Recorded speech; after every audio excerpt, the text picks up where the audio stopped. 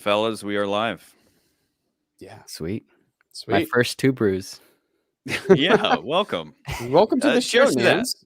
Cheers to Nan's It's not joining bros, us. it's brews, apparently. It's 3 brew. I should have brought a It's- third beer tonight. I don't Two know. As usual, we brews. only have 2. 2 brews and another brew. And do a 3 would be too McCurdy's many. back. McCurdy got a It's a biopsy. biopsy. Oh, dang. Yeah. Hope the beer makes you feel better. Cheers to that as well.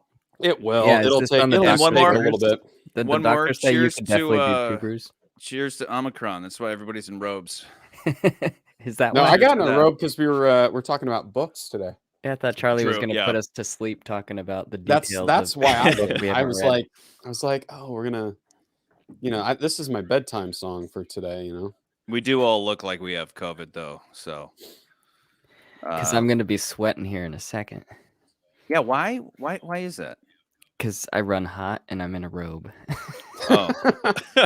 Meanwhile, going Well, you're in I like am the- freezing. I don't have heat, except I have some space heaters surrounding me, which periodically shut off because the electricity is so poor here. So I'm really not in a good spot. But I have this cold beer, which somehow makes it better. Anyway, okay. Hi, everybody. The one person watching right now. The idea here is we haven't jumped online in a while. Obviously, GoldenEye came out over everybody's break. I actually started in on Tomorrow Never Dies today, and it's going well, but it might be a week or two. In the meantime, I've been reading the Bond novels for about a year now, and I'm almost done. I'm on You Only Live Twice, which is number 13 out of 14. But I was just talking to the fellas about how I've just been highlighting random things as I've been going along, and figured I would just go through. I don't even remember. The first one is from December 13th, 2020. So, I don't even remember what I highlighted, but we're just gonna chat. This is just a little hangout. So, if you're into it, put a robe on and stick with us. Otherwise, fuck off. Anyway, you guys ready? You want to jump into this? I always want to jump in. It's a good excuse to. I don't drink during the week, so this is a great excuse to. Okay. Yes, so- exactly what you said. And then I may I bought this really cheap version of all the books. It's all the books in one, so it doesn't even parse them out. So I'll have to figure out what it's from as we go. But the first one is going to be very easy to figure out. It's obviously Casino Royale, but what I highlighted was the meeting between Felix Leiter and James Bond for the first time, because the way it goes is exactly as one would expect. My name's Felix Leiter, says the American. Glad to meet you. My name's Bond. James Bond. And then as they go on to talk, I'll just read it. Oh, yes, said his companion. And now let's see. What shall we have to celebrate? So I think they're sitting down. This is literally, it's like the teleplay we watched. They're sitting down, hanging out. It says Bond insisted on ordering Leiter's Hagen on the rocks, and then he looked carefully at the barman. A dry martini, he said. One in a deep champagne goblet. Oui, monsieur. Monsieur. Right? Yeah. Oui, monsieur. Just a moment. 3 measures of Gordon's, 1 of vodka, half a measure of quinoa. Shake it very well until it's ice cold, then add a large, thin slice of lemon peel. Got it? Certainly, monsieur. The barman seemed pleased with the idea. So that's what they read out in Quantum of Solace, right? They took that That's the verbatim, best Berlin, right? and they Yeah. or wait. Isn't Was it? it? Well, That's the best remember Berlin. yes, exactly. But it's in Quantum of Solace where that is read out verbatim on the plane when Bond is knocking him back on the plane, and Mathis says, "What is that?" And that's when the barman reads that out verbatim, like the quinoa and all that. Yeah. Anyway, going on. Leiter says, "Gosh, it's certainly a drink." Bond says, "When I'm concentrating," he explained, "I never have more than 1 drink before dinner, but I do like that one to be large and very strong and very cold and very well made. I hate small portions of anything, particularly when they taste bad. This drink's my own invention. I'm going to patent it when I can think of a good name." So I don't think he ever came up with a name, but in the movie, they name it the Vesper, right? Yeah. Is that the It's thing? the Vesper Yeah. Lynn. Mm-hmm. I was just reading. What was I doing? I was researching something for script or something I was writing, and as I was going through, apparently the Vesper Lynn popped up, and they were like, "Yeah, because it's in the book." And that's one of the few books I've read. I've read Casino and I've read Live and Let Die. Are the only two Bond books I've read. That's one. But I and do two. remember, and I know you've read more of the books, but I do remember that like the movie is fairly close to that book, and I know we're gonna talk about it once we get to that episode. It's very close. But it's a lot like the beginning is all fabricated with The first half. the first half of it. But Yeah. basically, like the second to end of the film is very, very close to what's in the book, except for I think the climax is not like some of it happens off screen, right? In the As book. soon as you get to Venice, I think Yeah. that's all made up. So it's like all this stuff up until basically the book just takes place at Casino Royale, and that's it. So everything that's at Casino Royale is the book verbatim, and then everything on, and then it's bookended by stuff they obviously had to make because it's a very simple book. Which that's why it's kind of shocking. We talked about Dr. No being the first film because it was it's easy. It's just Jamaica, and it's a couple locations, and it's very simple, and we can do it on our minimal budget. That's what's so funny is that they could have started with Casino because you could easily do Casino They in couldn't a start with studio. Casino though.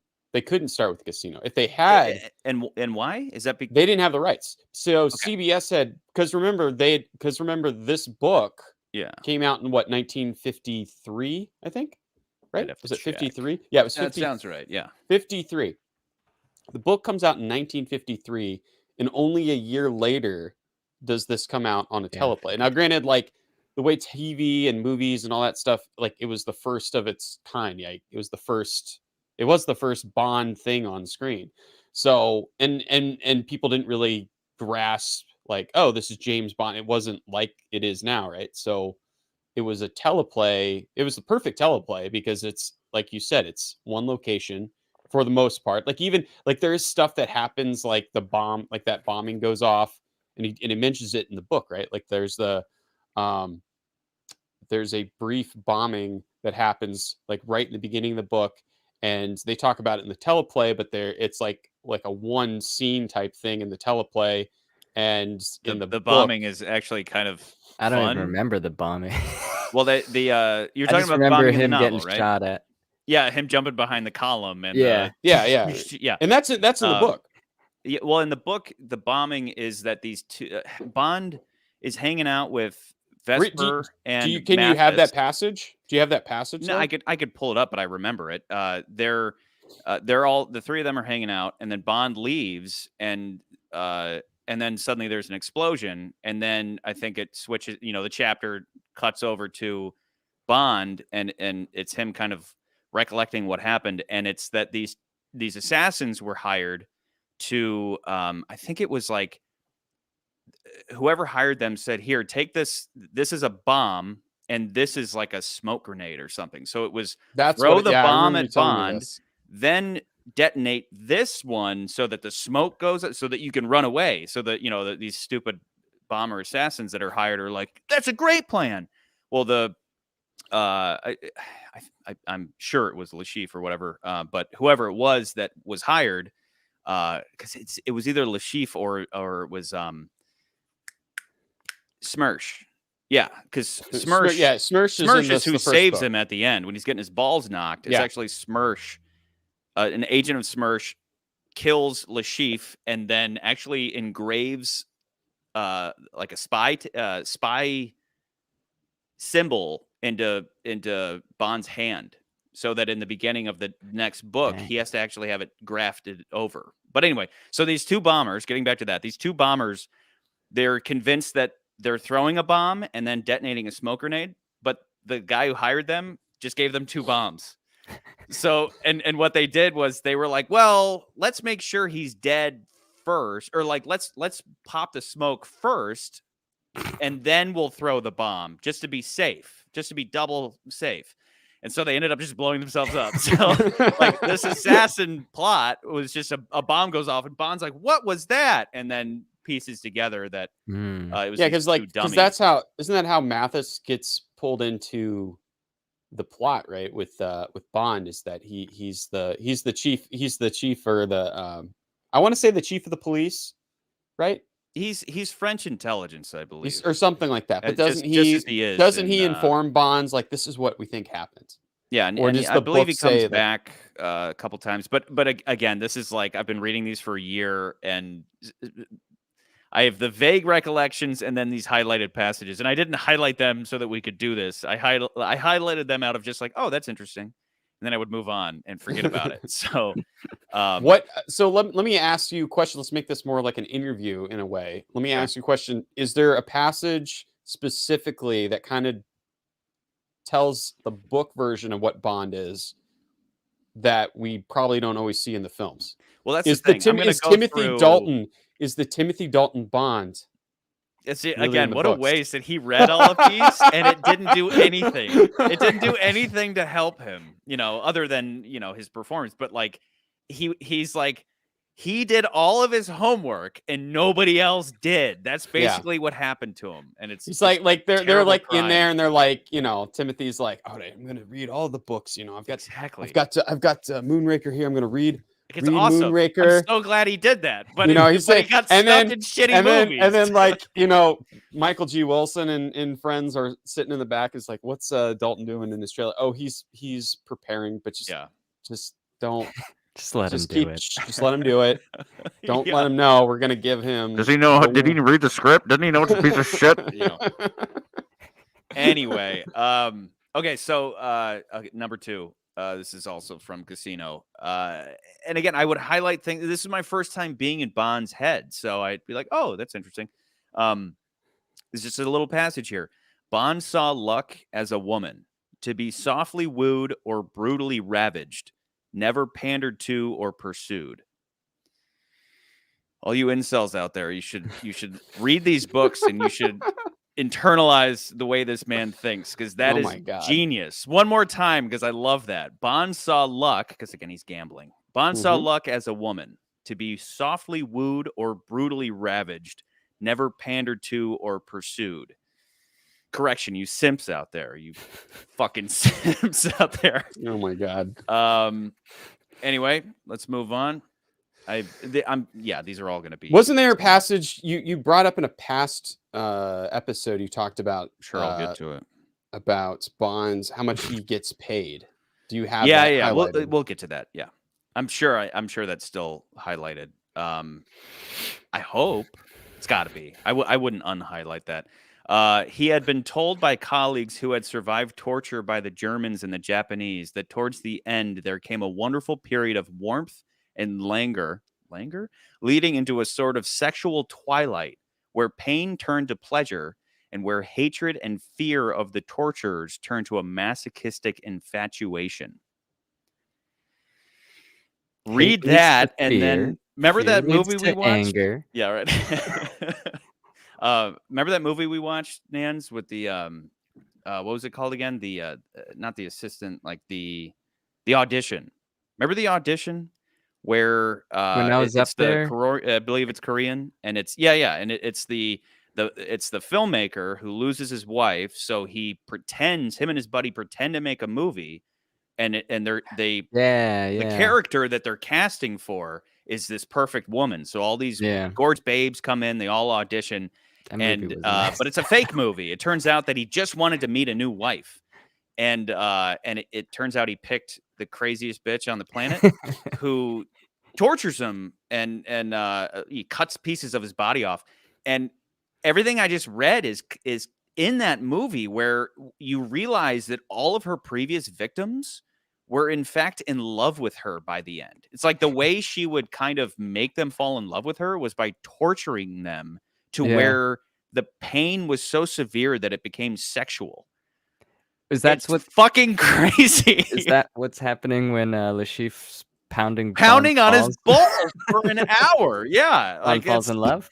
Yeah, and then cut to Skyfall, where Silva's coming on to Bond, and Bond's like, "You think this is my first time?" Like this might be it. But and then obviously we talked before about how that might be why Bond doesn't have children, is because he got his balls pounded or pounded. Again, I'm just jumping into these randomly. With most women, his manner was a mixture of taciturnity and passion. The lengthy approaches to his seduction bored him almost as much as the subsequent mess of disentanglement. Again, this is something you never hear about how Bond breaking up. Again, the women he never breaks up with them. They either die or we switch to a new movie. So, he found something grisly in the inevitability of the pattern of each affair, the conventional parabola, sentiment, the touch of the hand, the kiss, the passionate kiss, the feel of the body, the climax in the bed, then more bed, then less bed, then the boredom, the tears, and the final bitterness was to him shameful and hypocritical. Even more, he shunned the mise en scène, that means things in the scene. Even more, he shunned the mise en scène of each of these acts in the play. The meeting at a party, the restaurant, the taxi, his flat, her flat, then the weekend by the sea, then the flats again, then the furtive alibis, and the final angry farewell on some doorstep in the rain. But with Vesper, there could be none of this. So, because in the beginning, he's like, God damn it, you sent a woman. Like he's all against that because he's like, I got to focus on my mission. Then they send him this arm candy who ends up getting kidnapped and messing up his plan. And then, but she's such a babe that he's like, I want to have this with her, this whole love affair thing again that we never see the end of. We only ever see the good stuff, and then between films, the breakup occurs, right? So it's so interesting to hear Bond's take on that. That's the bad parts that we never get to witness. I do feel like we, in like Tomorrow Never Dies, we don't witness it, but it's like the aftermath of it. Like, it's like, oh, this is that chick that you were with at some point. Like, it would have been cooler had, they had instead made Terry Hatcher like a previous Bond character who had gone through that stuff. Yeah. And we would have known, and then it'd been like, oh, wait, that was supposed to be so-and-so from this movie, like 5 movies back. That would have been cool if they had done something like that. There's so much that, as we've pointed out times where we never use this chunk from the novels. Mm-hmm. Let's strip that and shoot it over here. Use it in this movie or whatever. And there's so much that they could still do with that, but it's like they don't want anything to do with the novels anymore, which is kind of sad. And that's why our hope is that someday they do that. It wouldn't be gimmicky for them to just say, hey, big announcement, we're going back to the novels. And people would say, oh, that's a really great idea, but maybe when they're desperate or something, which are the novels should be. Like the earlier movies where they're all like one-off kind of stories? They refer to each other. No, the books are books and the movies are tied together. Like if you remember when we watched those at least the first, I would say 6 or 7 movies, they're tied together loosely. The first 3 are tied together probably much more. The first movie, Dr. No. Oh my God, my head is so big. Hold on, maybe I got. Oh my God, let's focus. My beer is so full. Yeah. Okay, but the first movie, if we remember, like Dr. No ties into From Russia with Love because they even mention Dr. No from the previous movie, which we don't really see in the later movies. We don't see someone being like, oh yeah, remember that Hugo Drax guy? Now, granted, like the Daniel Craig movies, it's a different story. Yeah. But as far as the original series, they mention Dr. No and his failures. Goldfinger kind of skips everything and just kind of is like, yeah, this is just another adventure. This is something separate. But then we go back to it in Thunderball where we catch up. And a lot of the sequences and the way everything's shot is very similar to how From Russia with Love starts out, almost verbatim, where it's like we're seeing the villain's plot or like the villain's scheme first, and then we cut to Bond.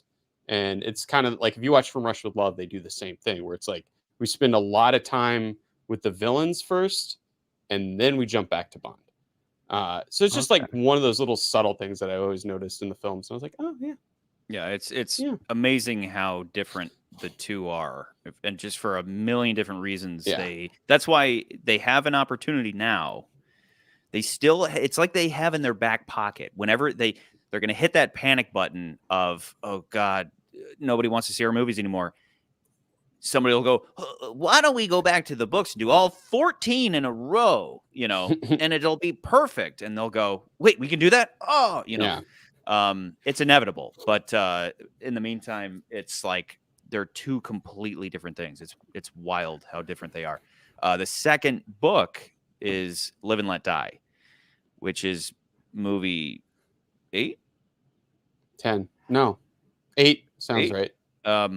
Yeah, it's 8 because Diamonds Are Forever. And I guess this is the opening line. So let's see why I highlighted this.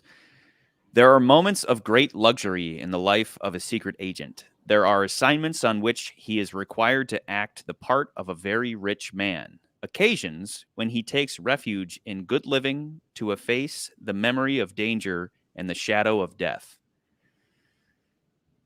Something like that is kind of like what we talked about, where we see Bond on missions most of the time, so he's looking good and he's spending a lot of money, but we all know that he's a government worker and he does not make a lot of money at all. So we were joking about him being at home, in sweatpants, like when he's not on mission. Yeah. But yeah, I thought that was a cool. This basically it's just like the movie where he just shows up in New York. It starts with him in New York, and he's on loan. M loaned him out to Felix Leiter, but yeah, and the CIA is involved. Or sorry, not CIA. Kananga is not, like, as you remember from that episode. Kananga was the guy who worked at the alligator farm, and that's why they created that character as Kananga. In the book, it's just Mr. Big, and isn't he? Remind me, isn't he like an agent of Smersh? Yeah, part of the book, that's the right? thing. Everybody works for the mob or the Russians.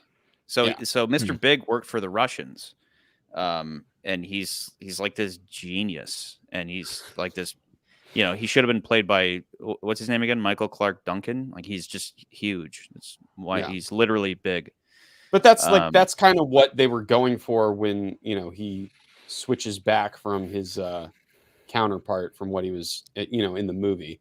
So you get this sophisticated well, like we talked about in that episode, what's interesting is that one. Mr. Big is I guess it was like he was in the screenplay, it was written as a stereotype, so then it was like Yaphet could play out all the stereotypes in a literal performance within the universe of the film. And then strip all that off and play the sophisticated bad guy that he wanted to play. All right, still from Live and Let Die. Bond laughed. What an organization, he said. I'm sure it's all beautifully covered up and alibied. What a man. He certainly seems to have the run of this country. Just shows how one can push a democracy around. What with habeas corpus and human rights and all the rest. I believe we're talking about... from here on, I might have to read before and after to figure out some context for these. I don't know why I highlighted that. Because I think we're Charlotte was Hoover. like in the middle, and it's just like, is this book 2? Right. Live and Let Die is book 2. Live and Let Die is book 2. The orders of the books do not coincide with the movies. I think they're talking about the FBI. So, anyway, I'm going to move on. Get away from me, Paige. We have a comment, but I don't know. I don't know what they said either. Read it? No, doesn't make any sense. Oh, I can't even read the name. Full Husky. Red. Surprised it's not like a porn link. Okay. Above all, they must stay alive to the last possible second. Okay, so this must be. Yes. Okay. So remember, what happens in the end of Live and Let Die is they get keyholed. I remember which is what is from For Your Eyes Only. Yeah. They took, so Mr. Big Keel Hall, Solitaire, and Bond. This is like the climax of the book, if I remember correctly. Yeah, Like isn't the setup like it's a smuggling operation, but the smuggling is entangled with like the Russians or Smersh or something like that, and that's why he's it's kind of gold involved with smuggling. it. Yeah, they're on an island where in Jamaica, I believe it's in Jamaica, and there's all this gold out on an island. That's what I'm and they're saying is like gonna- it's tied in with Smersh in some fashion, right? Like Yeah, that's I think I think that gold's gonna go to Russia or something, and yeah, that it something like should that. be the Brits. And so at the end of the book, I think I know what it is that you're going to read, I think. But at the end of the book, from what I remember, it's like they get keyhauled, and Yep. this is the climax of the book, right? Yeah. So the setup is this: they're being keelhauled, but Bond, before he got captured, had put a mine on the boat, and so it's going to blow up at any moment. So his whole thing is we need to just outlast. We need to survive until it explodes. Like we're not going to survive, so we just need to survive until the boat blows up. Because none of them know that it's mined. So he says, above all, they must stay alive to the last possible second. They must keep breathing as they were hauled, a living bundle through the sea. Much depended on how they would be bound together. Mr. Big would want them to stay alive. He would not be interested in dead bait. And remember that in Fear Eyes Only, he's like, cut him, let him bleed or whatever. He also does it. Mr. Big also does that with Bond. Remember, he cuts his arm before he drops him into the with shark tank. Yeah. In that shitty ass ending. Anyway, if they were still alive when the first shark's fin showed on the surface behind them, Bond had coldly decided to drown Solitaire. Drown her by twisting her body under his and holding her there. Then he would try and drown himself by twisting her dead body back over his to keep him under. How awesome! Like how awesome! Like hold up. Let me flip out here. Hold up the fart death ending, and then that shit. Where Bond's like, maybe I have to just kill both of us. It's like if the ship explodes, great, we're saved. But even when that happens, we might be eaten by sharks. Like this is great. And But then this cut happens, to, and this all happens at But in the book, though, this all happens at night, right? I believe it's well. I don't think it's at daytime. I think it's at night because they're like it's tough. I can't remember if day had broken because the whole thing is that Bond is going to swim out to this island, and that is like that was tough enough that I think I pictured it as the sun coming up. I'd have to read back through it to know for sure. Yeah. It's okay. It says right here, it was not yet light when their guards came for them. So I think it's like super early in the morning or something, right? I think it is. I think the sun is ready to come up by the end of this because the very ending. This is what I remember you were going to read.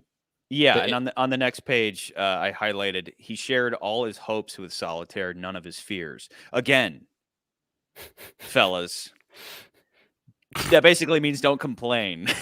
Like, when you're put in an impossible situation, don't be a bitch.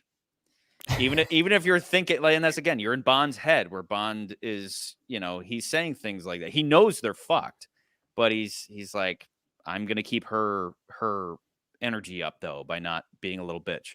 But anyway, what happens though is that obviously the mine does go off in the nick of time, and then the sharks just start eating everybody. Sorry, I'm trying to navigate through this. And Mr. Big, because he's a badass, he knows that it was Bond that blew up his ship with all the gold on it. So he's like, it's the last thing I do. I'm going to kill this guy. And he swims all the way back to Bond and Solitaire. And Bond is just beat up at this point because he's been dragged through Coral Reef. And he's like, I'm going to get you. And Bond just watches in horror as this guy is just getting closer and closer.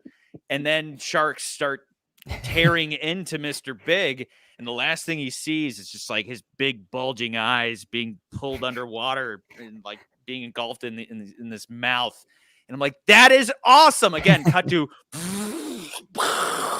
he certainly had an inflated opinion of himself, that shit. But moving on. Again, I mean, granted, that certain they things make me couldn't sad. do. They couldn't do that, but they could have done anything but that. Yeah. And this. They could now. Yeah. They Okay, could so now. We could do Quarrel- something like that now, but back then, maybe not so much. Yeah. So I guess they're like trying to survive, right? Right after all that happens. I wonder if I could find that. I don't want to read that whole bit, but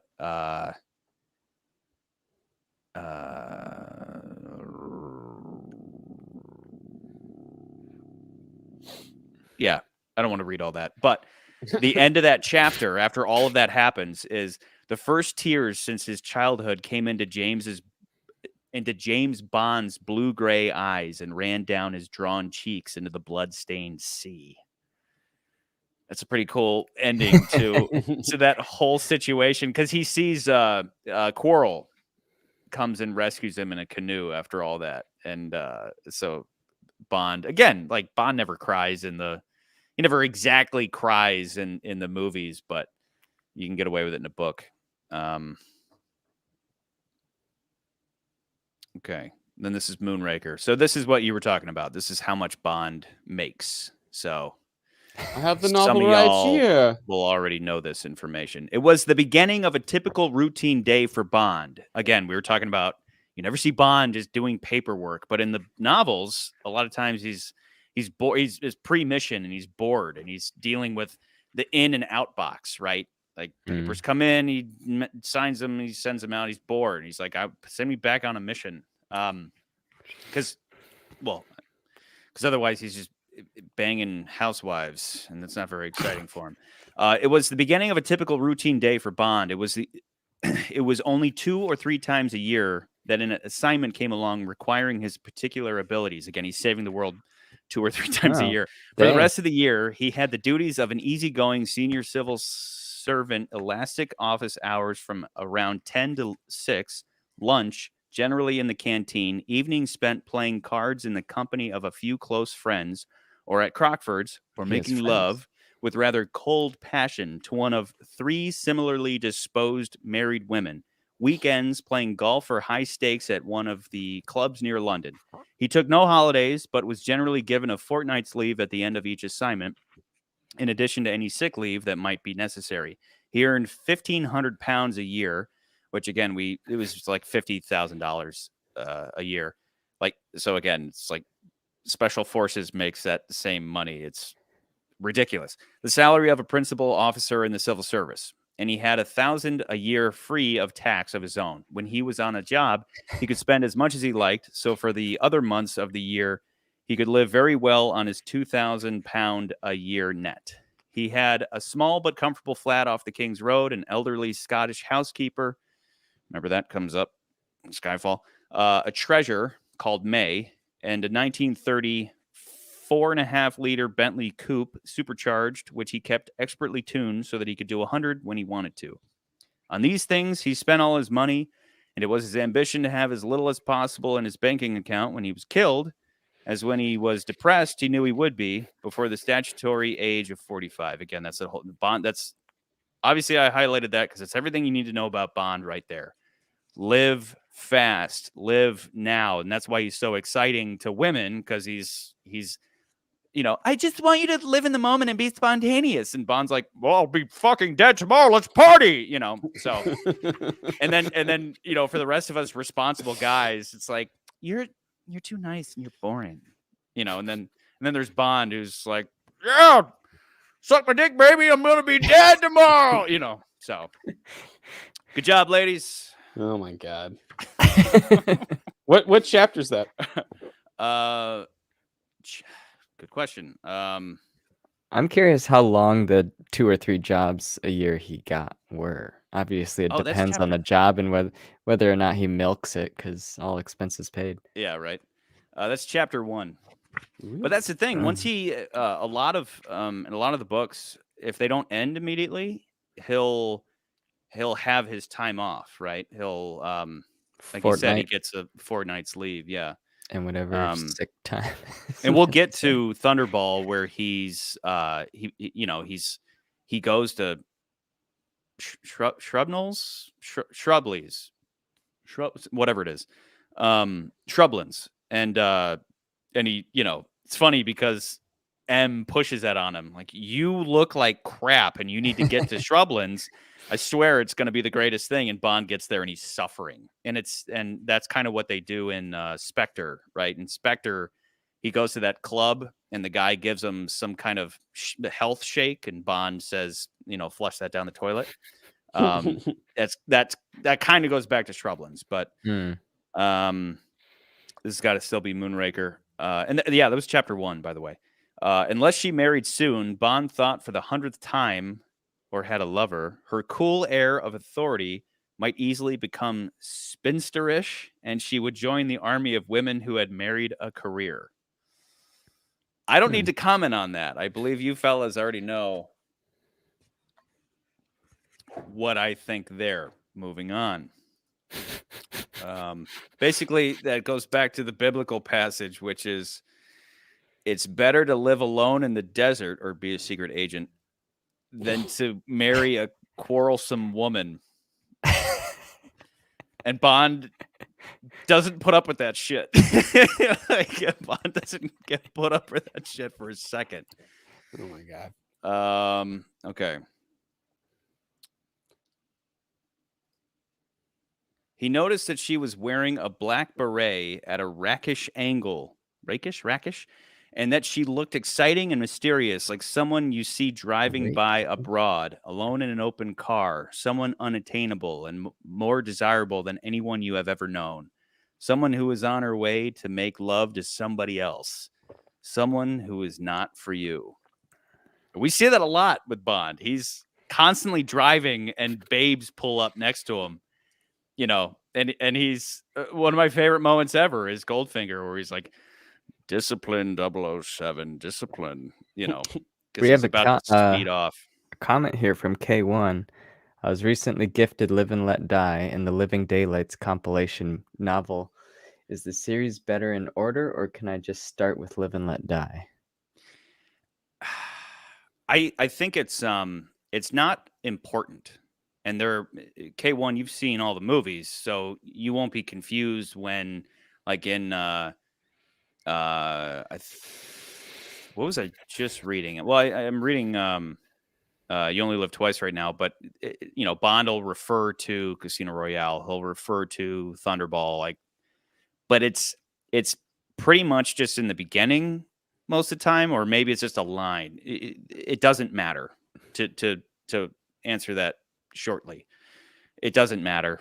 And you'll know what they're talking about if they're ever referencing anything else. So how many books are I there? wouldn't worry about it. There are 14 books, but not all of them are stories. Some are like pretty short, and some are like long. Or 2 of the books are made up of a series of short stories. So the books order are Casino Royale, Live and Let Die, Moonraker, Diamonds Are Forever, From Russia with Love, Dr. No, so they switched those 2, Goldfinger, For Your Eyes Only, Thunderball, The Spy Who Loved Me, On Her Majesty's Secret Service, You Only Live Twice, and The Man with the Golden Gun, Octopussy and the Living Daylights. Now, Octopussy and the Living Daylights is one of those that is a compilation, and I believe For Your Eyes Only also is the other one. And I think we talked about it, Nance. I think you remember when we did our little pilot episode, I think I'd mentioned that the idea after Casino Royale was written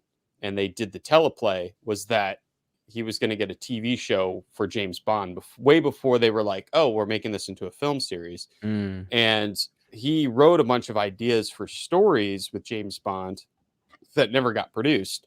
So same way what he did with Thunderball is he took that whole idea and then made it into another novel. He did the same thing. I think it's For Your Eyes Only. They basically took all the stories, these different ones that he did. Now, some of those stories the names from the short stories were used for films such as like Quantum of Solace, Octopussy, The Living Daylights. Like, I think is there any other ones? I think those are the only ones that I can think of the top of my head. Risiko, right? That was the story that they borrowed heavily for um, uh, For Your Eyes Only. Yeah, With because all Risiko means is it's putting an accent on risk. Because I think it's Cristados is saying, "Is risco, risco." You know, Bond's like, "What?" You know, Topical? yeah, and then he's like, "But no heroin." yeah, But no heroin. I'm cracking my second brew. I don't just know if did. you were doing that or pissing. I couldn't tell. I'm ready to me Pissing in a I bottle. got cats out of the bag on that one. K1 was the only one to comment on that. So it's the only one who watched Goldeneye all the way to the end. Okay, this is still Moonraker. And now what? Wondered Bond. He shrugged his shoulders to shift the pain of failure that is so much greater than the pleasure of success. Okay, the pain of failure that is so much greater than the pleasure of success. Again, we get a little perfectionist here.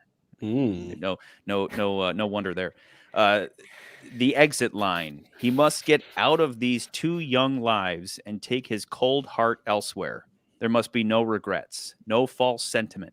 He must play the role which he expected of him. The tough man of the world, the secret agent, the man who was only a silhouette. So again, you can't communicate stuff like that in these films. You can't. Yeah. And that's what's so interesting about being in Bond's head is that he is extremely confident and he's really good at what he does, but he does have moments of fear, and you can't show that because to show that in a movie is this, you can't do that. So yeah. Well, there's it's funny you mentioned that because I was recently watching or rewatching. I was watching The Big Sleep, which is the Philip Marlowe, Raymond Chandler. But it's based off a book by Raymond Chandler, who had written basically like hard-boiled detective stories that became like pulp magazines. So the typical like film noir detective type stuff. And I think what I thought was fascinating when we started doing this show and talking about like the just thinking back to the very first things we were talking about with the teleplay and that fact that like that had been kind of a new thing, or the idea of doing like a film franchise and continuing with that same character, or the same actor playing that same character. It's like, well, it's not unheard of that they did adaptations of book series with the same character, because Raymond Chandler's stories with Philip Marlowe were in the same kind of vein. There were detective stories, but it's the same character. And it's interesting because many different actors have played that character and based off those books. And what I also find interesting is that a lot of times, specifically the ones that are based off those pulp stories or those detective stories, they'll take those passages like one you're describing, where it's kind of more of like the inner monologue of the character, and they use it as like voiceover narration in the story. Now, like, there's a lot of people that say like you shouldn't do that because it's basically you're just telling the audience, not showing the audience. But I think what was interesting is like a movie like Double Indemnity. Billy Wilder used that kind of stuff because he was like, oh, this is great stuff from the books. Like this is like basically, Charlie, all the stuff that you're talking about, all these really cool passages that you wouldn't see in the movie because it's like Bond talking to himself, or it's him describing or the narration describing, Bond did all these things, or he would sleep with these women, or had this much money. Like all of that kind of stuff they would put in the book, or they put in that movie verbatim from what was in the novels, because they wanted to highlight that stuff. And now it's become like a trope with that genre specifically, but you don't see that in other types of films. I just think it would be interesting if they did Bond in a like kind of that noir style with some of these excerpt or these quotations and stuff that you're pulling from the books. in that kind of vein. I think that would be kind of cool to see, but Yeah. maybe like on a small screen version, not necessarily like a big screen version. Yeah, I'm going to backtrack on that passage. It's not about. Well, let me give it some context. That is soon after the one I read before that about someone who is not for you, and basically it's interesting because it's kind of Bond dealing with rejection, which doesn't happen often because this is a chick that he had a little adventure with, Moonraker style, and they at one point, they have a little makeout sesh in the sand or whatever, and because it's like the as I always say, adrenaline makes people horny. And she basically is saying, there's a guy I'm gonna get married to, and it's almost like she's saying, I know, again, this is Bond who is saying how every relationship goes the same way. It's all awesome at first, and then eventually I get bored and leave, and occasionally he thinks about marriage, but he knows it's not for him. He knows it's just not in the cards for him. And so this is that whole passage is him. I'm just going to read it again because now with that context, they had kissed, and he thinks they're going to go off and have one of their relationships is going to fizzle out. And she basically just says, I'm going to marry this other guy because I know that I know it's better. She's a smart lady. This is a smart lady here. And now what? Wondered Bond. He shrugged. Well, yeah. So again, they were in danger and they kissed, and so he romanticized it. And then now he's like, oh wait, she wore an engagement ring the whole time. I thought that she just did that to keep Drax away, kind of like Pussy Galore keeping Goldfinger away. Oh, dude, girls still do that today. Girls still do that today. They should. And now what? They do. Bond? He shrugged his shoulders to shift the pain of failure. Again, he's being rejected. The pain of failure that is so much greater than the pleasure of success. The exit line. He must get out of these two young lives and take his cold heart elsewhere. There must be no regrets, no false sentiment. He must play the role which she expected of him. The tough man of the world, the secret agent, the man who was only a silhouette. The guy that just kind of showed up in her life, and now he's got to I got to be tough, and then I go find a closet to cry in. But he says, he kind of just BS's with her there. She was looking at him rather nervously, waiting to be relieved of the stranger who had tried to get his foot in the door of her heart. Bond says, I'm jealous. He's like, it would have been fun to take you to dinner or whatever. And then it ends with goodbye, Gela, goodbye, James. He touched her for the last time, and then they turned away from each other and walked off into their different lives. So again, just being able to see these moments that would never be in what Bond movie ends with the chick being like, I'm gonna marry somebody else, and Bond's like, well, fuck you then. I didn't like you anyway. Yeah. And then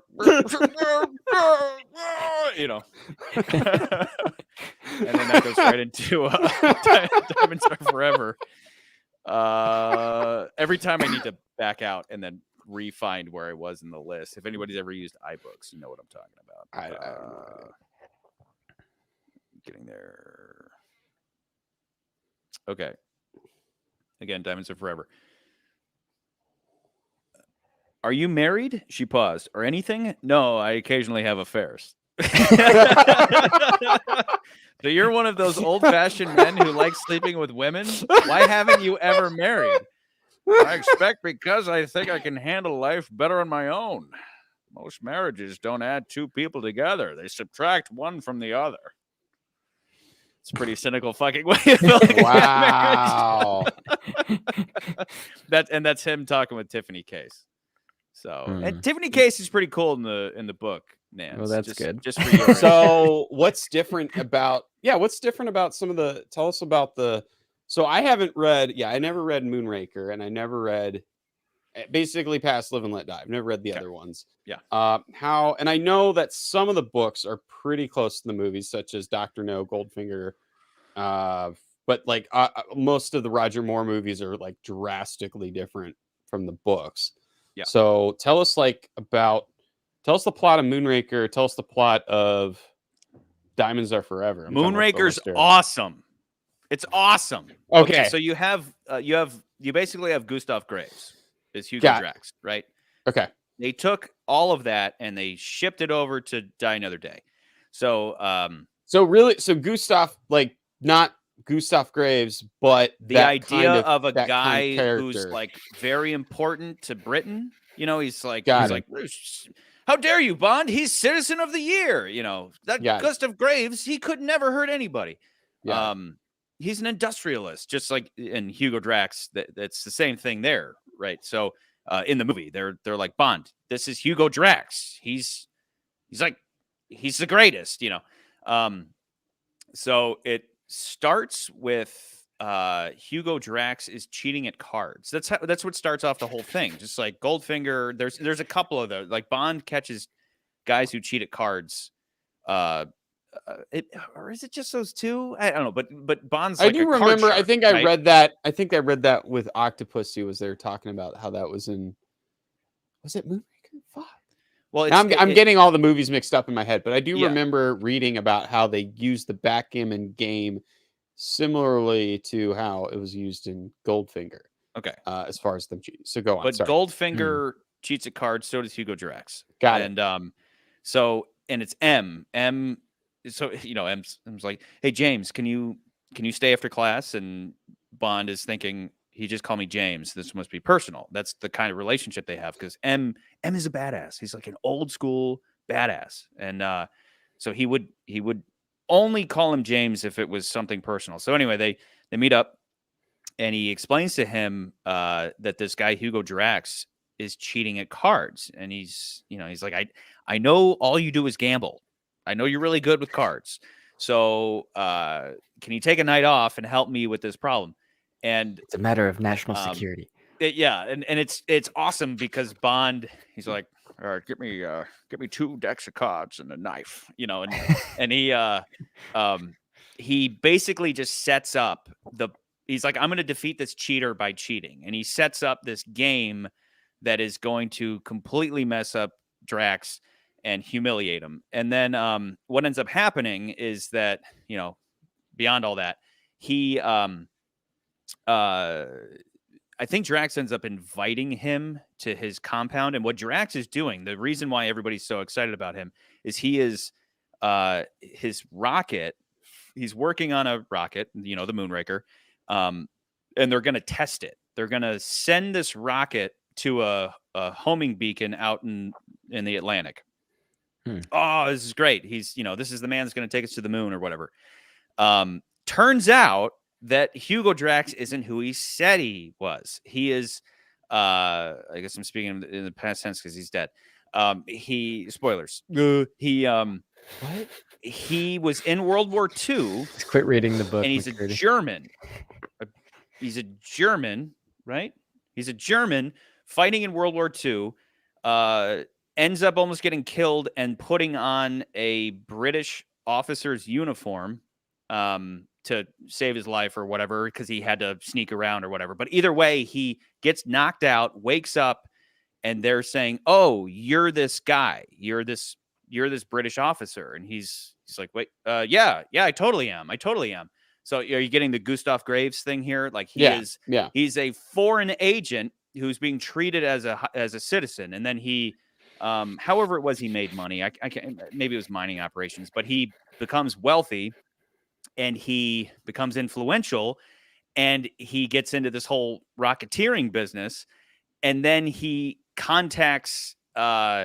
Basically, he goes to the Russians and says, "Hey, I got these British idiots. I got them by the balls. Give me a nuke, and instead of sending this rocket to the Atlantic, I'm going to put the nuke on the end of it, and I'm going to send it into London." And the Russians are like, "That's awesome. Good job, Gustav Graves / Hugo Drax." And so that's what Bond discovers, because he's like, all of these dudes helping Drax are really Germanic. What is going on? And they all have It's like they all have mustaches and hoodies or something, so they're all clearly trying to disguise themselves. And he realizes they're all fucking Nazis, and he has to work with I guess her name's Gayla. I can't remember. It's not Goodhead. Her name isn't Goodhead, but he works with her to I think blow up the rocket or disarm it. Whatever they do, it's like that moment of in the GoldenEye video game / in Moonraker when they're trapped underneath and the rocket's gonna take off and kill them. They have to defeat that. But yeah, like that's the really awesome, fun part of that book that's now ruined for you and everybody else is this whole switcheroo with the rocket. And it's like infinitely better than the movie, of course, but You know, it's simple though. Very simple. This is a weird thing that it reminds me of, but did you ever see the movie October Sky? Yes. We all watched. Wait, didn't we? We all watched that movie like It's 1,000. great. It's great. We watched it 1,000 times. It's a great Yeah. movie. But I love one thing I love about that movie. That movie takes place in the 50s during that time in the American history when we were like rockets. Like we didn't necessarily equate it yet to like space because people were still thinking World War II and they're like rockets, like use a rocket to kill people, you know? And like that's kind of the thing that reminds me of because in that movie they get in trouble for like launching these rockets off and like they are thinking that like, oh, you're basically building these weapons and they're like they're rockets like what's his face who's shooting the who's the scientist, god damn it, I can't remember his name, the German scientist who like They're Werner idol? von Braun, they're idol, right? And they're like, yeah, it's like that, and like the principal's like this is a weapon, you know, and like that's exactly what I think of when I hear like oh yeah, we're building these rockets. And this book was written in like I think probably early 50s, mid 50s, when you know, when they're still building all this stuff, because like, you know, Ian Fleming's like cranking these books out like I think once a year by this point, you know, because I mean he had just drinking, and I mean he was just like I think I read like just I don't know how he had enough hands to be well he hammering away. He was very what he would do he would get up every morning and get his robe on. I don't know if he got his robe on. Would he? He probably would. He'd get his robe on. He's in. Okay, wait, hang on. Paint the full picture. He's in at GoldenEye. He'd get his Jamaica. He's in GoldenEye robe on, and then he would, you know, pour himself a glass, you know. Yeah. And then he'd have his little cigarette holder. Well, because the memories of the war would come back, and he would be like, "Oh my god, I gotta drown him! I gotta drown him!" So he'd be drinking and smoking, but he would sit at the typewriter, and I think it was like he punched out like 2,000 words a day, or like I don't know how many pages it was, but he would like methodically every day like sit down and just like type out, you know, he'd type in the morning for like 2 hours or 3 hours every day, which is such great motivation to be like, this is how you write. You just sit and you got to write for like 4 or 5 hours every day. And I think he did some in the morning and then some in the afternoon. And that was his day. And then the rest of the day, he'd probably dream of banging beautiful women because that guy was not a James Bond. Let me tell you that. He was just dreaming up babes. And like a painter, he spend all day crafting them. Yeah. These beautiful curves, you know, this softness. And then he would whack off to it. So moving on. Chapter 11. Tell me. So chapter 11. So you told us Moonraker. So we're moving on to the next book. This is still Moonraker. Again, these are all. There's random. more. No, I was wondering because we were talking about the oh wait, no, this is plot. From Russia with Love. This is the opening of From Russia with Love. This is the first. Okay, tell us that, but I want to know what the plot to Diamonds Are Forever is. Read the thing first, and then Diamonds we'll Are. go. I'll be quick. Because that may be the only thing from Diamonds Are Forever. Because I think. Because jumping forward, I'm suddenly on From Russia with Love. I'm on chapter 11. From Russia with Love. I know Diamonds Are Forever and Dr. No and Goldfinger are very close to the books. Diamonds Are Forever is everything that you see in the first half of the movie, and then there's no Blofeld. He's just dealing with gangsters the whole time, like those gangs. When they that's right, the gangsters. Why don't you ride up in the front, Mr. Franks? You know, those guys. Yes. That's referring to these gangsters that he's dealing with, but like the ending is the climax is a train. The climax is a train barreling down on Bond, and he shoots the gangster dude, the lead gangster dude driving the train, and it crashes. It's kind of a confusing Is it in climax. Vegas? It is in Vegas, but it's all the same stuff of Bond. So he tracks down. He pretends to be becoming that Peter one guy. Franks or whatever. That's right. And all that, like all of that with Hmm. Tiffany and all that, and again, Tiffany's cooler, but that's all there. And then they just threw Blofeld on the top of it. So the diamonds are not used. There's no like satellite. There's no laser satellite. Diamonds aren't. I think like, the diamonds are just for diamonds money. are just I don't remember money, them being essentially. anything other than just money. Yeah, Yeah, it's because just, they're kind of financing their like they just run Vegas. They're right? they're running the mob, right? Yeah. Are our Again, it's favorite either mob or henchmen in the Russia. book? Yeah, those guys are in the book and they're gay, right? Yes. In the book too? In the book, yeah. Yeah. I think even more so, but I think even the actors knew that. Like they had read the book and they were like, "Oh yeah, we're totally playing this up." Yeah, well, they kind of acted as if they invented it, and it's like it's in the book. That it's kind of hinted at. Well, but, we actually came up with the idea because last night. Yeah. With those two, you can believe it. But the climax is on the train climax, and then like the follow up is actually on the remember how it ends on a boat, and they come in as waiters. It's somewhat similar to that, but those two are Kid and Wint are like actual like mafia assassins.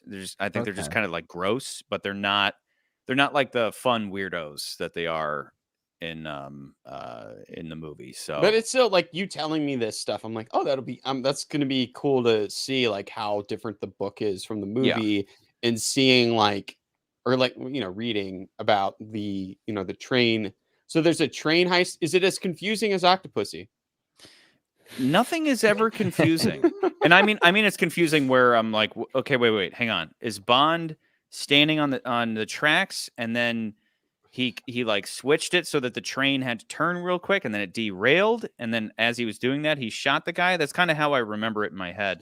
And that's it. Actually, maybe we could do a live stream for every one of these books as you're reading them and I've already read them, and we could if you really want to go in depth on them. But Two Brews Book Club. Yeah, with exactly. James Bond. But that'd be fun. I've thoroughly enjoyed reading them, and again, I'm on You Only Live Twice right now, so I'm not quite done. But it might be my favorite so far because it's got some really crazy shit in it. But I remember everything I heard was that it wasn't that great, and then I'm reading it, I'm like, this is great because great. I think better than the movie. You Only Live Twice was his last book. If I'm correct, it's his last like full novel. So it's the only one that's like this is the last one. Wasn't The Man with the Golden Gun the last one? Yeah, no, you're right. Okay, so Man with the Golden Gun is great movie. But I think it was released after he passed away. Okay. But what I remember reading when we were doing that episode was Ralph Dahl, Willy Wonka, Roald Dahl, whatever Ralph Dahl, Ralph Dahl, nuclear, Ralph Dahl. Finish your thought because we're still on From Russia this with is Love. Part 1. How far are we getting? Get apt. Come on. When I'm done with with my second beer. But what I do remember reading is he was like Roald Dahl was like, yeah, this is not as good as his other books. I mean, it's like the last of his books or towards the end of his books, and I think he was like, yeah, it's not as good, and it feels more of just like a tourist type thing of just like, this is Japan and check this out and this and that, and it takes place in Japan, right? No, yeah, it does. It's him rolling around with Tiger, and Tiger's trying to school him. He's like, you need to not be a gaijin. You need to be as Japanese as possible. You need to not stick out like a sore thumb. So he puts him through gaijin, just means stranger, I think. Yeah, outsiders. Like, yeah, exactly. Like, you don't belong here. and a lot of it has to do with it's fun because it's these two guys. It's a Easterner and a Westerner talking about their different cultures and how Tiger's like, oh yeah, suicide's great. Oh, the suicide that is good. People that kill themselves. And Bond's like, everybody fucking kills themselves in this fucked up country. It's fun because it's these two like older fellas just bitching about my culture's better. No, my culture's better. Meanwhile, they're just downing sake and banging 18-year-old geisha massage chicks. Like it's awesome. And then it all leads to and this will sound familiar if you've seen No Time to Die. It leads to so it's the movie that we'll get to this. We're getting ahead of ourselves, but I'm going to say this anyway. We're not getting ahead follows of up ourselves. Honor Majesty's Secret ranking Service. of these films. Honor Majesty's Secret Service, as you know, ends with you're the the death of authority on Tracy. And so when You Only Live Twice begins, Bond is reeling from the loss of his wife that he had for an hour. and and then so M, instead of firing him, M's like, I don't want to fire him. He's James Bond. So I'll give him an impossible mission, and that will snap him back to life. And that's exactly what happens. He says, you need to go to the Japanese and get they have some intelligence that we need. Because they're in bed with the CIA deep because Japan was raped by America and America owns everybody there. So go to the Japs, get this intelligence. It's an impossible task. Bond goes and just ends up getting drunk and having sex with women and just hanging out with Tiger. And I spoiled this before, right? But oh no, I didn't say it on a live stream. I'll save it. I'll the first thing they do together. I'll save that because it's hilarious. But they he tells him eventually when he has Bond's trust, he says, okay, I'll give you what you want, but you have to help me. This Gaijin has he's taken over this castle in Japan, and he's filled it up with all of these poisonous plants, and like every square inch of the place it's a palace of death.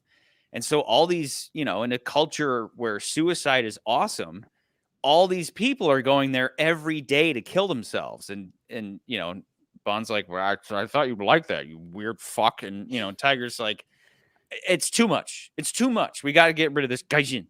So he sends Bond in there. And it, of course, turns out that there's little hints along the way, but it turns out that it's Blofeld. And Blofeld and Irma Bunt, again, in the movies, Irma Bunt just evaporates.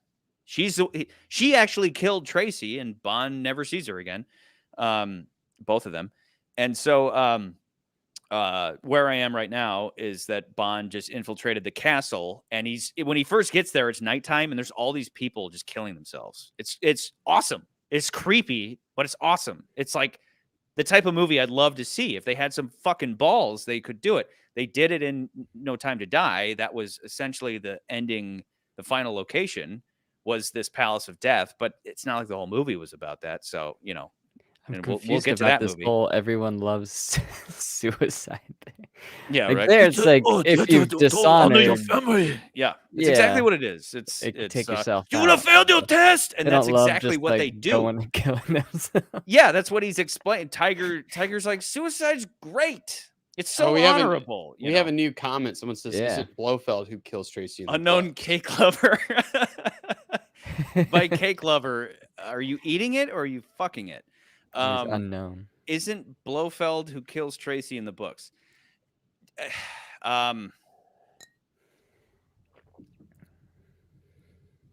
Shit, I'd have to look, but I'm talking about in the movie. I'm talking about specifically, it's Irma who it's Bunt who pulls the trigger.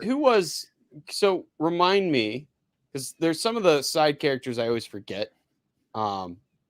The sidekick character, the villainess in You Only Live Twice, who we were like, this is like knockoff version of what's her name from Thunderball? I can't remember. Fiona. We were like, yeah, this is like knockoff version of her. Is that meant to be Irma Bunt or whatever her name is? Repeat that question. I think the second beers. These are IPAs, so they count as 2 beers. I made sure to only have one IPA. Creature comfort. You can only have creature Whoa. comfort. No. Okay. So in You Only Live Twice, you remember when we even talked about the episode? There is the villain henchwoman who like leaves Bond on the plane and jumps off. The redhead. Was yeah. she meant to Yeah. be that character from On Her Majesty's Secret Service, and they So just far, kind she of doesn't changed her? exist. So far, she So doesn't it even sounds like exist. it sounds like maybe, because I do remember reading that the intention was they would do Goldfinger, and then after they did Goldfinger, they wanted to do On Her Majesty's Secret Service next. But then Thunderball, the whole allegation of Thunderball came up, and they were like, we got to do Thunderball, because if we don't do it, he's going to go to some other studio to do it. The and we're gonna be greatest fucked. villain. Anybody watching, how did we vote Kevin McClory out in the first round? That guy should be the top Bond villain of all time. You could here's maybe why. say that he had a positive influence, but I think if you could Hitler style go back in time and smother him in his crib, would the Bond movies be better off? You know, Well, if we Kevin wouldn't have- McClory you wouldn't have all this stupid Blofeld shit. Blofeld is a poison pill for most of these movies. Most of them. If it's not the first handful, Blofeld. like the first 6, after the first 6, Blofeld tends to suck and poison everything. That's why they dropped him down like a smelting I know tower. No, but yeah, originally He died they in an intended, unfortunate smelting accident. they intended to do On Her Majesty's Secret Service, and then they couldn't do it. Yeah. And then they were going to do that one, and then they just said, instead we're going to do Thunderball because Thunderball is around. Yeah. And then there was something about they were going to do On Her Majesty's Secret Service next instead of doing You Only Live Twice. But I think it had something to do with the weather, and they couldn't do the skiing or something like that, if I remember correctly. So then they were like, okay, screw that. We're going to do, let's do You Only Live Twice. Because at this point, they were like, it doesn't matter. The continuity of the books, we can rewrite the movies. It's not going to matter. And then they did that movie, and we all know what happened there. And then they did the next one.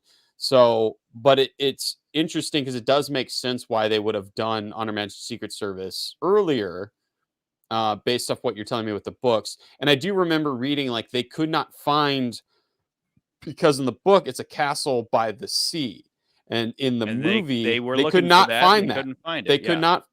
They could not. They went everywhere over Japan. They couldn't find it, but they found, like, they were like, oh, well, what look if at they that put them in a volcano. volcano? Yeah. Which is so funny because it's like, because I think Ian Fleming probably did not research enough to be like, oh yeah, there's a cat. Like, because of Ian Fleming's imagination, let me put it that way. Because of Ian Fleming's imagination, we ended up with a volcano lair.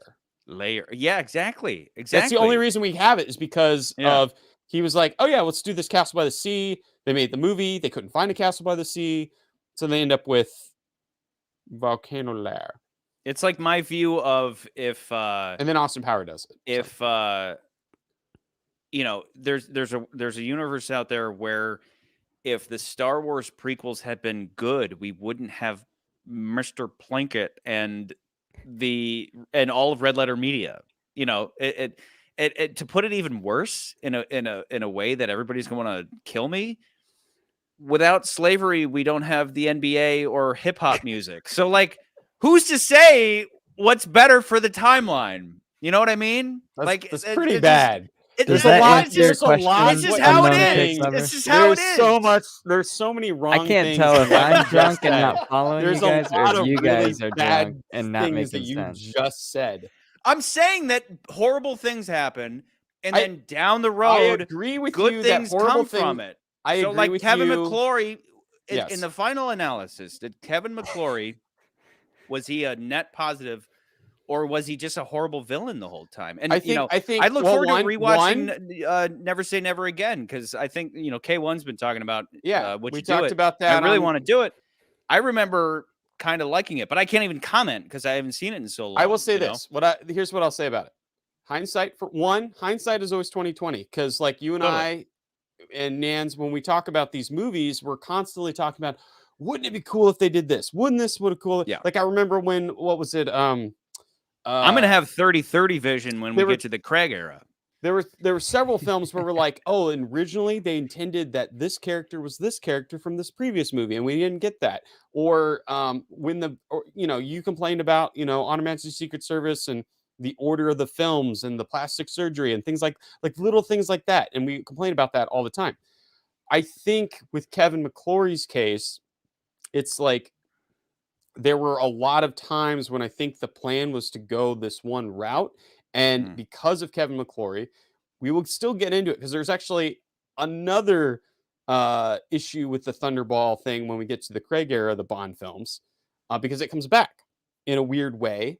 But it's also kind of like a twofold thing. It's not just that, but we'll talk about it when we get to that episode. I don't want to talk about it right now, but it's like those kinds of things. It's just interesting. You have Fleming's Folly before he writes that book. And then onward, everything else kind of like dominoes. And so we have this whole like It's wild. back and forth. We can't do the film that we wanted to do. We have to compete with this other guy. So we can't we're And gonna it even messes up the Craig era. It messes up the Roger. I mean, we talked about it.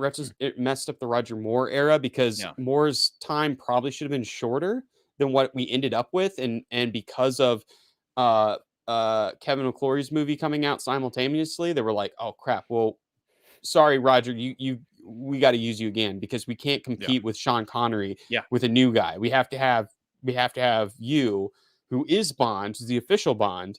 And you have those little things, and then there's stuff that kind of happens later with the rights issues. And I think it's when we get to the Craig era, there's so much to unpack as to I think when it comes to the hindsight of the problems with that overall. And I think a lot of people kind of see the general issues with it. I look forward to it. But we'll okay. We'll get there when we get there. Unknown Cake Lover, here's your answer. I believe you're correct. I'm going to skip way ahead and just read this real quick. I'll read most of this page.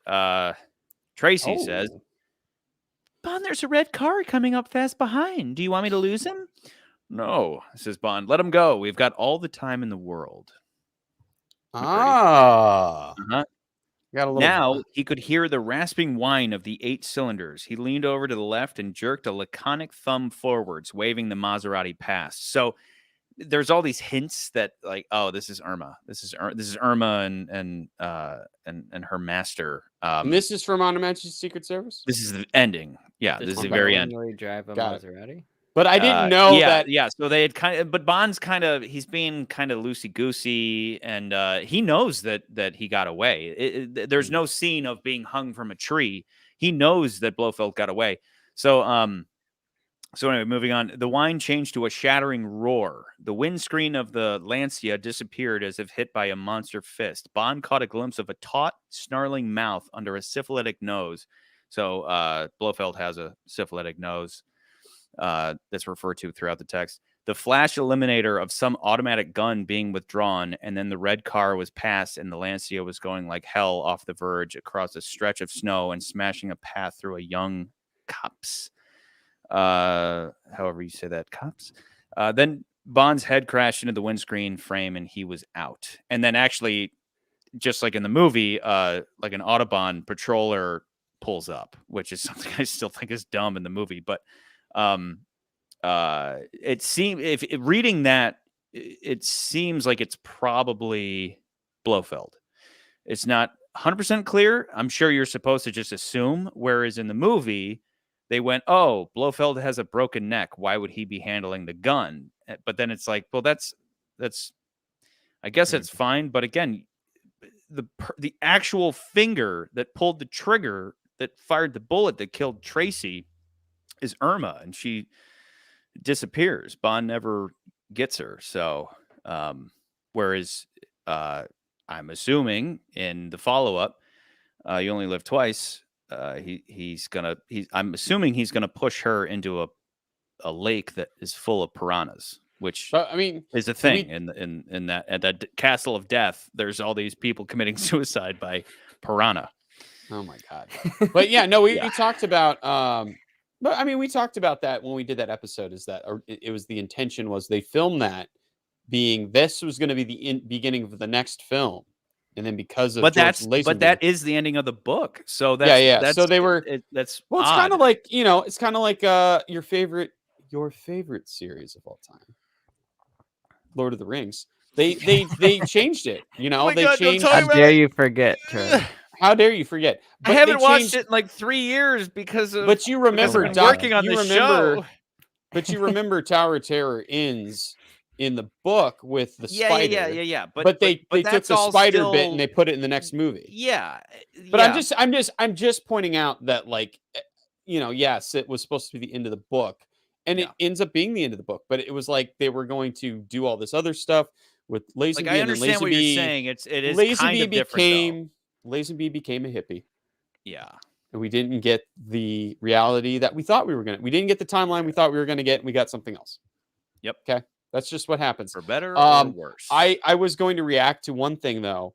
I didn't realize, I had no idea that we have all the time in the world, which has become a staple kind of like this is the end. It's a staple thing. We heard everybody loves Secret Service now, so we're gonna just pump this new movie full of it. Okay, and you're in your own head. Sure. I will have Sure. okay. You guys know my opinions on the new movie. We kind of talked about it. We but did a review of it. I want to rewatch I'm not gonna go. Yeah, I'm not gonna go into my take on it. But specifically with that, it's reading these novels has led me to realize how certain things that they could have done to make the Craig era so much more awesome. And just like every other franchise right now, they don't care. They don't care about making it awesome. They care about having a big opening weekend. And that's why movies and movie theaters need to die, and streaming has to be pushed, because when it's all about opening weekend, they just make a piece of shit, and they know they're making a piece of shit, and they shove that piece of shit out so that we can gobble it all up in a short amount of time. And it doesn't incentivize making a good movie. Go watch all the Star Wars movies now, and then go watch The Mandalorian. The Mandalorian is a sleeper hit because nobody had their eye on it. Everybody had their eyeballs on the Star Wars movies, and all that attention made them terrible. Anyway, I'll do a video essay on that at some point. You should. I have my concept on why everything sucks today. And I am mad. The only thing I'm really mad about, that's what it is, mad. But I'll get into that. The only thing I'm really upset about when we talk about No Time to Die, though, is that they had the best title. They had the best title for that movie, and they didn't use it. And that was We Have All the Time in the World, or All the Time in the World, or something. Some version of that would have been perfect, because obviously they were trying. They were going. Is that you? What? I can't remember. I talked about it. Is that you? I said that would have an been official thing. That was not official, unless I read something later and I find out that they wanted to change. You're a genius. That would have been a perfect title. That would have been the perfect title for the movie, because it wraps everything up. It's if you're a Bond fan, you would get it. You'd be like, I get it. That's perfect. That's the perfect title for the supposedly last James Bond movie until we get another James Bond. But anyway, going back to this whole thing about the books, dude, the castle, that sounds cool. Oh yeah, like Suicide right? Castle? The Suicide Castle. That sounds really cool. Kill yourself. And then they jump in the piranha pit. It's all. And Bond's just watching this. Like, Charlie, I'm gonna. That's right, because we had the give my piranhas mom and your number so she can call you after this. Your mom's gonna hate me. She's watching. No, I do a sound like this. It's just my splitter. No, but that's cool though, because right. I made the funny. We should rank those movies next. Yeah, totally. Okay, let me jump into another Yeah, passage. We've been drinking. Yes. The time between passages has grown. All right. This will likely be okay. the last passage. So This has part gotta be the last one, passage. there's several parts of From Russia with God. Love, and just like the film where we don't get to Bond for 20 minutes or something, we go through all the Tatiana stuff, and we learn about Red Grant. And Red Grant is actually this. Basically, he's a serial killer. Like I remember listening back through over the break. I listened back through our From Russia with Love episode, and I was like, "Wow, I'm an idiot," because I thought he was Russian. And then I think Nans is like, "No, I think he's Irish." And then we look into it; it's Irish. Oh, he was he was a serial killer. He would every full moon he would go nuts, be like he would have this bloodlust, and so he would just go out into the world and he would just kill people. So eventually he defects to the Russians. He's like, I like you people. You're like me. You're crazy. Take me on, and I'll kill whoever you want. And they're like, this guy is the real deal. Where at first they're like, whatever, we'll just execute him. And like, this guy's the real deal. He will kill everybody. Yeah, like he's legitimately nuts.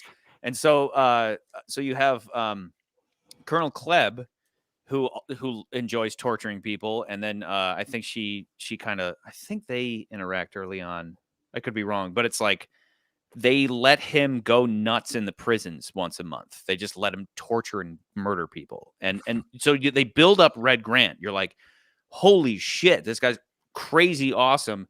And then it's like, now your job is to kill Bond. It's like, this is awesome, and then cut to the end of the movie where he's like, 50 gold sovereigns, that's stupid. That's stupid. No, Red Grant only cares about one thing, and that's fulfilling his bloodlust. And then he's like, gold? Okay. Anyway, so the opening, right, when we meet Bond, the blubbery arms of the soft life had Bond round the neck, and they were slowly strangling him.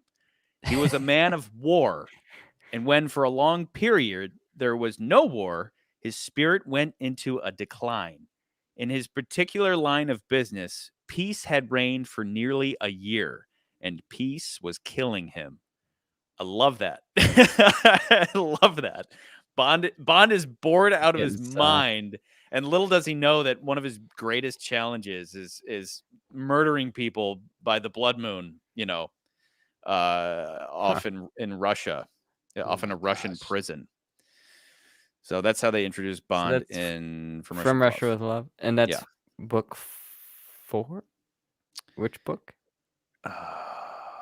Let me look. Hold on. I have it right here in the books. Yeah, please.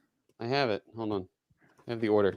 It is 1, 2, 3. Is it 4, 5? 5. It's 5. Okay, I got it. The 5th book. My brain got it right before the end. 5 of 14. 5 of 14. Did- But remember, 2 of those books aren't really like full stories. They're compilation stories. So there's other stuff. Did Fleming write as much as he wanted, stop, and then die later, or did he die before he died? No, The Man with the Golden Gun, I think, came out after he passed away. If I'm mistaken. I mean, so for he had the written. books, though. Yeah, he had written. Was he done with writing Bond long before he did died? write another novel? He had one other thing he wrote, and that was Chitty Chitty Bang Bang. Oh. Which is such a weird thing, going from James Bond to a book about a dad and his kids in a motor car that's whatever. And so he did have he did have one other book that wasn't James Bond. And I think when we talked about the movie, did we talk about this, Charlie? Peter Hunt, the guy who directed On Her Majesty's Secret Service, actually, I think directed the opening sequence of Chitty Chitty Bang Bang. And Desmond Llewellyn actually does play a character in that movie. So there was some kind of, I think Eon may have produced that movie as well. I could be wrong about that, but there is some connection between the Chitty Chitty Bang Bang movie that was a family film, Ian Fleming novel, and then James Bond. So I think that's cool. Did Ian Fleming marry, have kids, all that stuff? Yeah, he had. I'd have to go back and look, but he did. I think he had 1 or 2 kids. I need to watch a history. He's not like Ian history Fleming. video. We did talk about this, but Ian Fleming as a person was more of if you could describe him, he was a snob. That's exactly who he was. I mean, and it's very much in the books. It's very much in the stories. Snobbery. He also wrote a book called The Diamond Smugglers. I didn't The know that because Unknown I'm Takeover. apparently So, was that his warm up to Diamonds Are Forever? the Diamond Smugglers. All right, I'm going to sneak this one here at the end and say this is the final one because I think I highlighted it because it's kind of hilarious, but it's also offensive to everybody's Oh, great way to end. progressivism. But yeah, I'm gonna put it here rather than the beginning of the next one. It's not Bond. I'm trying to skim this, but Bond is talking to somebody in the Secret Service. But yeah, without reading the whole thing, I'm just gonna read it. Oh, really? Troop had said with icy calm. So you suggest we staff the organization with long-haired perverts? That's quite an original notion. I thought we were all agreed that homosexuals were about the worst security risk there is. I can't see the Americans handing over many atomic secrets to a lot of pansies soaked in scent. Charlie, you're just Soaked in scent. you're and then just it like- continues. What? All intellectuals aren't homosexual, and many of them are bald. I'm just saying that. Just saying that. Yeah, right. That's the quote. I'm just saying that. I'm just saying that. All right. Yeah. So I think Bond is Um, in like a press or in like in some kind of meeting, and and Oh this my guy's saying this, and I'm sure Bond's like, oh, he's got a point.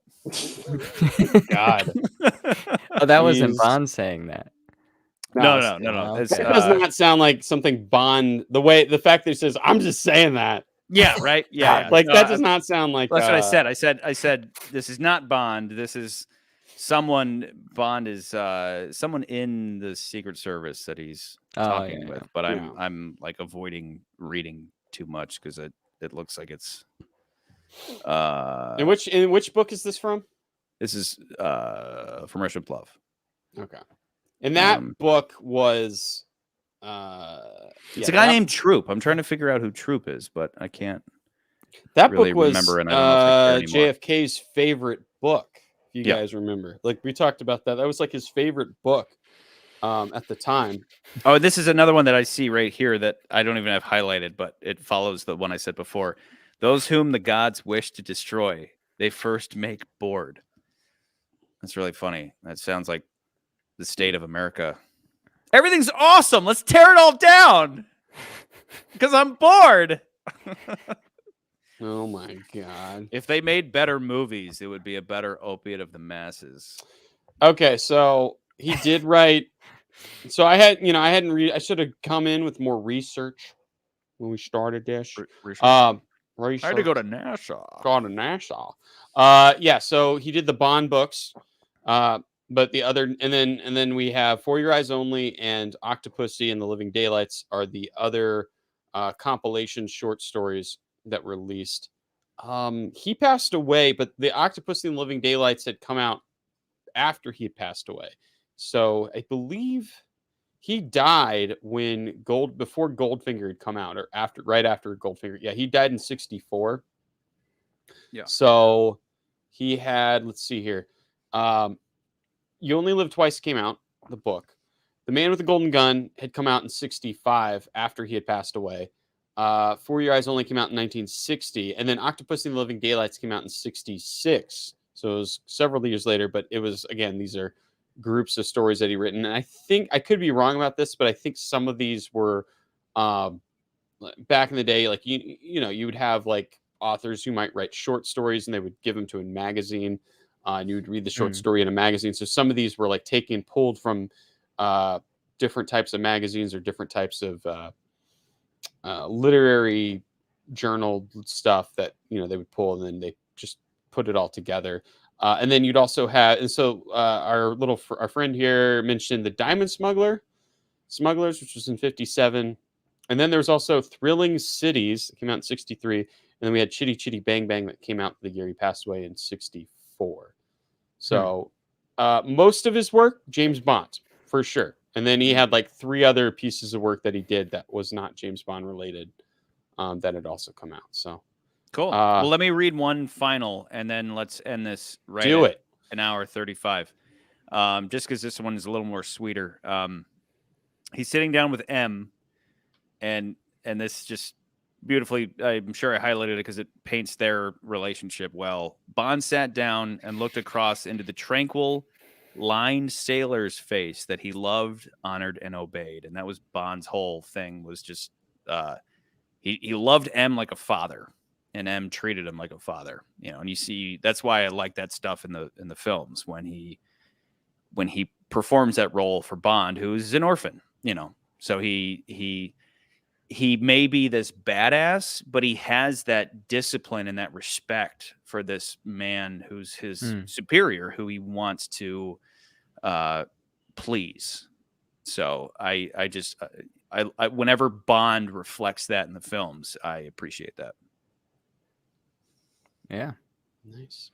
All right, let's I have like a drop left. Let's leave before we hit an hour 36. Okay. Good night, fellas. We'll do Good part night. 2 I don't know, in like a week. Yeah, May maybe or so. Maybe tomorrow night. I don't know. We'll But find out. Who knows? cheers. Thanks for hanging out with us. We're gonna read more Bond excerpts down the road. Bye. And then if you haven't, make sure to do the villain bracket challenge. If you haven't, you should check those out. I'm It's fun. assuming after the fact, Charlie, you can add like Amazon affiliate links and stuff to the video. This? I wanted to end this before Because it's like a an video hour now, right? 35 laps. Now I'm disappointed. Whatever. I'm sorry. Yeah, because we had to plug I'm sorry. your bracket. Everyone I'm just says, plugging "Hell something yeah." that's part of the channel. Well, we'll put out the final bracket thing, right? Yeah, It'll come out. Yeah. Okay. We'll have So Let's end on an hour 37 because 7s are good. All right, and we need 7 to people are burn watching. 25 seconds. Yeah. Yeah, So we're gonna end on. If we can end on 2 7s. It got real weird. One I more love beer. this. No. Okay. No, let's do it. Somebody sing for 9 seconds. I mean, we shouldn't do that. Shouldn't do it. Look forward to part 2 anyway. Okay.